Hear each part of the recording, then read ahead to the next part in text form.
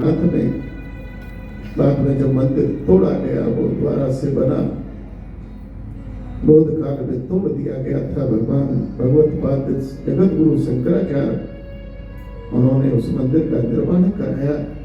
भगवान की पादुका भी गायब हो गई, लेकिन उद्धव जी की आज भी वहां मूर्ति है, और वही मूर्ति उत्सव मूर्ति है। जब 6 महीने के लिए भगवान नीचे आते हैं तो भगवान नहीं आते, भगवान के प्रतिनिधि स्वरूप उद्धव जी ही नीचे आते हैं, और 6 महीने उन्हीं की पूजा चलती है।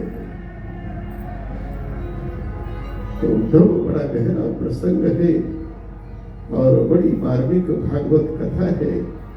भागवत कथा जीवंत मुक्ति, राजा परीक्षित को जीवंत मुक्ति हुई है, अन्यथा शरीर छोड़ने के बाद होती है, लेकिन जीवंत मुक्ति अगर किसी को हुई है तो भागवत की कृपा से राजा परीक्षित को हुई है। ये जीवंत मुक्ति का ग्रंथ है, और किसी भी शास्त्र विधि से जिसका उद्धार न होता हो, श्री गया जी में को वरदान है, वो वरदान भी फेल हो गया, धुंधकारी का उद्धार नहीं हुआ। अगर गया में पिंड दान करने के बाद भी किसी का उद्धार ना हो, ऐसे पितरों का उद्धार अगर कोई कर सकती है तो केवल और केवल श्रीमद् भागवत कथा है।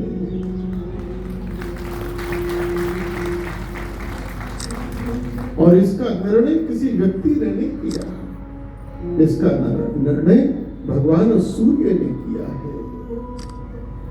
जब भगवान सूर्य के सन्मुख श्री गोकर्ण जी ने ये रखा कि मैंने संपूर्ण शास्त्र विधि से धुंधकारी का पिंड किया, लेकिन लगा नहीं, अब कौन सा शास्त्र तो बंद हो गए। तब भगवान सूर्य ने कहा था, सदा सेव्य केवल और केवल श्रीमद् भागवत कथा। जो भागवत कराते हैं वो बड़े धन्य हैं, वो केवल अपना उद्धार नहीं करते, अपने कुल कुटुंब में नहीं जाने कितने ऐसे लोग होते हैं। पहले होते थे 8-10 होते थे, आजकल की माताओं पर तो एक भी नहीं होता। इनमें तो एक भी पैदा करने की ताकत नहीं रही, और उसे पालने की भी ताकत नहीं रही। उन 8-10 होते थे, उसमें एक तो ऐसे भी रह जाते थे जिनका शादी विवाह नहीं होता, उनकी पिंड क्रियाएं यथोचित नहीं हो पाती थी।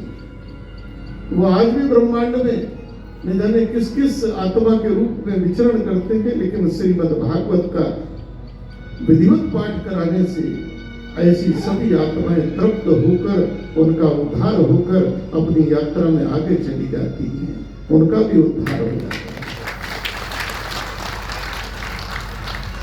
भागवत कोई मनोरंजन का विषय नहीं है, भागवत ज्ञान का है, मुक्ति का विषय है। और मैं एक बात कहना चाहूंगा, 2 मिनट और मैं आपकी ले लूंगा, समय तो हो गया है, भगवान का व्यवहार है यार। धर्म बड़ी चीज है, धर्म हमारी रक्षा करता है, धर्मो रक्षति रक्षतः। अगर धर्म रहेगा तो हम रहेंगे, देश रहेगा, समाज रहेगा। किसी समय अफगानिस्तान हिंदुस्तान हुआ करता था, दुर्योधन की मां गांधारी वहां की राजकुमारी हुआ करती थी। वो पहाड़ कहीं उठ के नहीं चले गए, नदियां कहीं उठ के नहीं चली गई, जमीन कहीं चली नहीं गई। अगर कुछ नहीं बचा तो हिंदू नहीं बचा, और जब हिंदू नहीं बचा तो वह देश भी भारत या हिंदुस्तान नहीं रहा।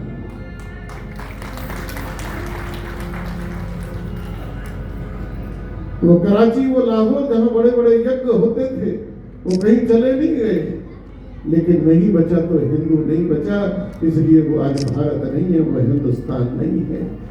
और जो शेष भारत है उसकी स्थिति भी यही होती जा रही है। हमारे समाज को हो क्या गया है?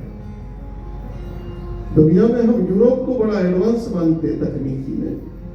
यूरोप के देशों में ये जो प्रेगनेंसी होती है, बच्चा पैदा होता है, ऑपरेशन बैन है, नेचुरल पैदा होना चाहिए। हमारी माँ ने, हमारी दादी ने, हमारी परदादी ने 8-8, 10-10 पैदा किए। भारत के अंदर एक भी मुसलमानी 8-8, 10-10 पैदा करती है, जाके पता कर लो, कोई ऑपरेशन से नहीं करती। ये जो अननेचुरल बच्चे पैदा हो रहे हैं, ये सब इतने फुसफुसिया पैदा हो रहे हैं, इनमें दम नहीं है। हमें 4-5 रट्ठ मार दो, हम झेल लेंगे, लेकिन इन बच्चों को अगर एक थप्पड़ मार दिया, बेहोश होकर गिर जाएंगे, इनमें दम नहीं है। और 15 वर्ष के बाद आने वाला समय संघर्ष का होगा। तुम जिनके लिए कोठी बंगले बना रहे हो, जिनके लिए कमा कमा के रख रहे हो, और आज भी तुम कमा किसके लिए रहे हो? रात दिन पले पड़े हो। तुम्हें घर बनाना होता है तो किसको बुलाते हो?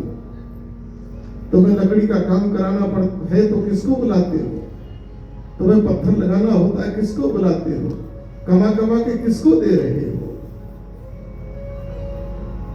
धर्म रहेगा तो ये भागवत भी रहेगी।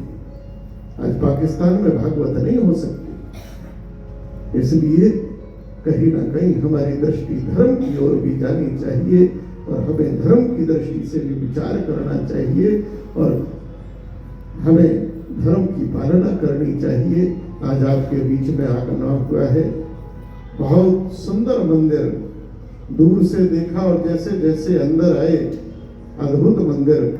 लखनऊ के अंदर इतना बड़ा और इतना सुंदर मंदिर बना है, वास्तव में मेरा मन खिल गया इसको देखकर। बहुत बहुत साधुवाद इस मंदिर समिति को, मंदिर बनाने वालों को, और आप सबको, और हमारे यजमान परिवार को, जो पूरा परिवार यहाँ बैठकर श्रवण कर रहा है। मेरी बहुत बहुत शुभकामना, बहुत बहुत आशीर्वाद है। और एक निमंत्रण के साथ कि 24 मार्च जो आ रही है, हमारे वृंदावन आश्रम का उद्घाटन होगा। हमारा तो रुड़की हरिद्वार में है, लखनऊ में भी है, लेकिन वृंदावन में एक आश्रम बना है, उसका उद्घाटन आगामी 24 मार्च को होगा। अध्यक्षता योगी जी करेंगे, और उद्घाटन राष्ट्रीय स्वयंसेवक संघ के जो सत्संग चालक हैं श्री मोहन भागवत, उनके हाथ से उसका लोकार्पण होगा।